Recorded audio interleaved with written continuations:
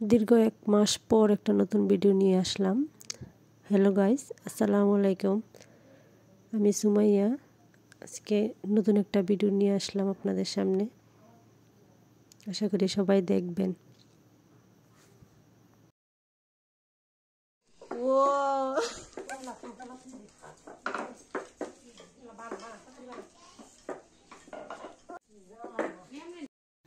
আজকে আমাদের নরসিংদীর ঐতিহ্যবাহী নকশি পিঠার ভিডিও নিয়ে আসলাম। সামনে রোজার ঈদ। আমাদের গ্রামগঞ্জের ঈদ মানেই বিভিন্ন বাহারি রকমের পিঠার আয়োজন।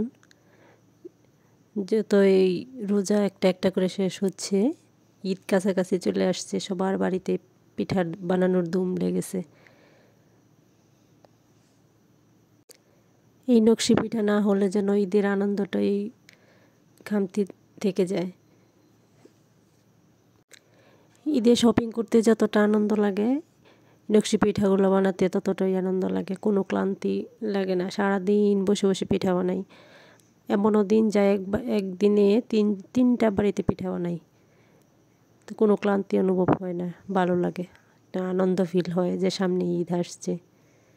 সবাই সিরিয়াল দিয়ে রাখে কার পিঠা আগে বানাবে। সবাই মিলে একটু সাথে বসে পিঠা বানাই। ঈদের আনন্দটা ফিল হয় পিঠা বানানোর মাধ্যমে, যেমন শপিং করার মাধ্যমে। এই নকশি পিঠাগুলো আসলে একা হাতে বানানো সম্ভব না। দল বেঁধে সবাই একসাথে বসে বানাইলে খুব তাড়াতাড়ি হয়ে যায়। দীর্ঘ অনেক দিন ধরে আমি কোনো ভিডিও আপলোড করিনি।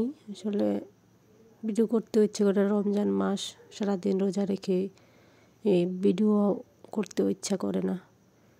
তাই ভাবলাম আজকে নকশি পিঠার ভিডিও দিয়ে আবার ট্রাই করি। আশা করি সবাই দেখবেন ভিডিওটা, সবাই পাশে থাকবেন, লাইক কমেন্ট শেয়ার করবেন। দয়া করে চ্যানেলটা সাবস্ক্রাইব করবেন। আমার চ্যানেলটা খুবই নতুন, সবাই আমার পাশে থাকবেন। আমাদের দেশে এক এক জেলায় এক এক রকম ঈদের ঈদের আয়োজন করা হয়। আমাদের নরসিংদী জেলাতে আসলে ঈদের আয়োজন মানেই পিঠা উৎসব। পিঠা বাহারি রকম পিঠা, যেমন নকশি পিঠা, পাতা পিঠা, সিরিঞ্জ পিঠা। আমরা ছোটোবেলা থেকে এই পিঠাগুলো এমনিতেই শিখে যাই, ট্রেনিং প্রাপ্ত হয়ে যাই। বড় আপুদেরকে দেখে দেখে আমরা এমনিতেই শিখে যাই। আমাদের গ্রামে এমন কোনো মেয়ে নাই যে এই পিঠাগুলো বানাতে পারে না। সবাই মিলে একসাথে বসে পিঠা বানাই।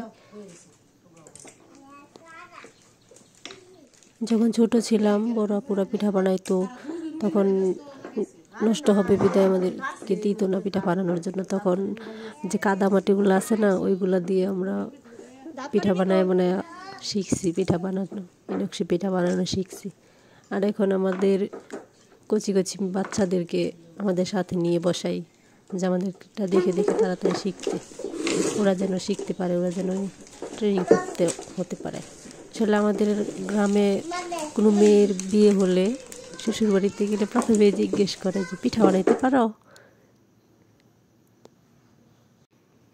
যদি বলে যে পিঠা বানাইতে পারি না, তো খানিকটা তাচ্ছিল্য করে যে মেয়েরা আবার পিঠা বানাইতে পারে না, এরকম মেয়ে কোনো হয়। আসলে যেই এলাকার যেই নিয়ম। এখন আমরা বিয়ের পর শ্বশুরবাড়ির এলাকার সবার পিঠা বানাই। সব বাড়িতেই বউ আসছে, মেয়েদের তো বিয়ে দিয়ে দিচ্ছে, মেয়েরা শ্বশুরবাড়িতে চলে গেছে। আর পাড়ার সব বউরা মিলে আমরা দল বেঁধে সবার পিঠা বানাই। প্রত্যেকটা বাড়ির পিঠাগুলো সব আমরা বউরা দল বেঁধে একসাথে বসে পিঠা বানাই। খুব আনন্দ করি পিঠা বানানোর, খুব মজা আনন্দ ফুর্তি করি সবাই মিলে। আবার ঈদের দিন সকালবেলা এই পিঠাগুলো গুড় দিয়ে ভেজে তারপর সবাই একসাথে আবার যাই সবার বাড়িতে, সেমাই পিঠা খাই, সবাই মিলে আনন্দ ফুর্তি করি।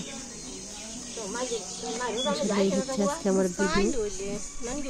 অনেক বক করলাম, ক্ষমার দৃষ্টিতে দেখবেন। দয়া করে আমার চ্যানেলটা দয়া করে সাবস্ক্রাইব করবেন। আল্লাহ হাফেজ।